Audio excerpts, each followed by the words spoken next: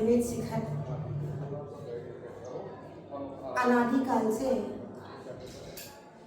प्रत्येक चतुर्थ काल में होने वाले 24 तीर्थंकरों की निर्वाण भूमि रही है और उन तीर्थंकरों के समय में कोटि कोटि मुनियों की भी निर्वाण भूमि रही है और असंख्यात मुनियों की तपोभूमि भी रही है।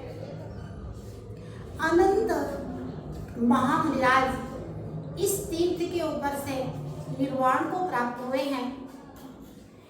मूर्ति की विराजमान करने से कोई तीर्थ हो जाता है, कहीं कोई अतिशय प्रकट हो करने से तीर्थ हो जाता है। और ये जो तीर्थ है न तो जिनालयों से तीर्थ बना है न अतिशयों से तीर्थ बना है।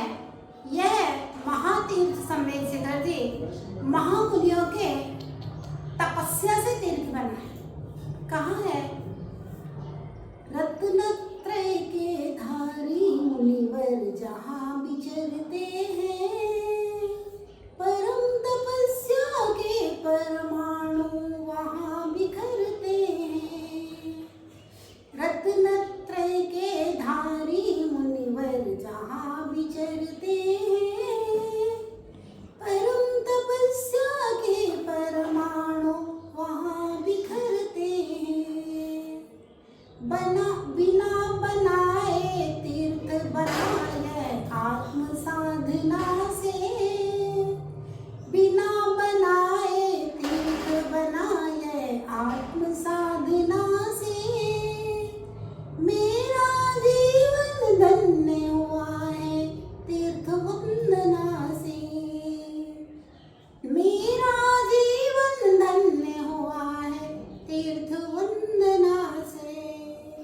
भव्यात्मा जहाँ पर महामुनिराज विराजमान होते हैं वहाँ पर उनके तन से निकलने वाली पवित्र गणाओं से पूरा वातावरण पवित्र हो जाता है। वह भूमि चार्ज हो जाती है और उस भूमि में बैठने से, उठने से, जाने से, उस भूमि की वंदना करने से हमारे भाव, हमारा मस्तक पवित्र हुआ करता है।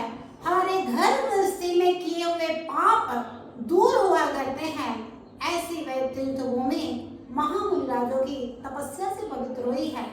और जब हम इस तीर्थराज के ऊपर वंदना करने के लिए जाएं तो उन अनंत मुनियों का स्मरण करते हुए, लमो सिद्धाड़म का जाप करते हुए, उन अनंत मुनियों के गुणों का स्मरण करते हुए, उन अनंत मुनियों के चरणों की वंदना करते हुए, और आपने जो अपनी घर गृहस्थी में पाप किए हैं वे पाप मेरे इस तीर्थ वंदना से दूर हो जाएंगे।